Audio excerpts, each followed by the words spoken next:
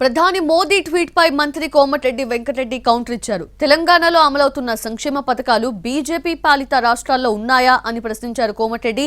రాజకీయంగా కేంద్రంతో కొట్లాడినా అభివృద్ధి కోసం కేంద్రంతో సన్నిహితంగా ఉంటామని చెప్పారు.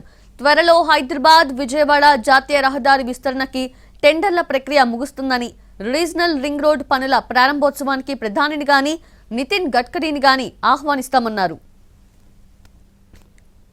గ్యాస్ సిలిండర్ ఒక్కటి చాలు మోడీ గారికి సమాధానం. నువ్వు 1200 ఎందుకు ఇస్తలేవు? మీ రాష్ట్రాలలో యూపీలో, నీ సొంత రాష్ట్రం గుజరాత్లో 1300 వసూలు చేస్తున్న గ్యాస్ సిలిండర్కు తెలంగాణలో అక్కా చెల్లెళ్ళు ఇవ్వాలా 500కే గ్యాస్ సిలిండర్ ఇస్తున్నావు. నిన్న మోడీ గారు చెప్పిన దానికి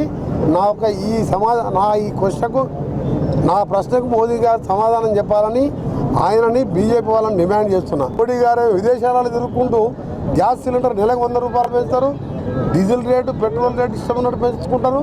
దాన్ని మేము భరిస్తూ ఈరోజు మీ సబ్సిడీ ఇస్తుంటే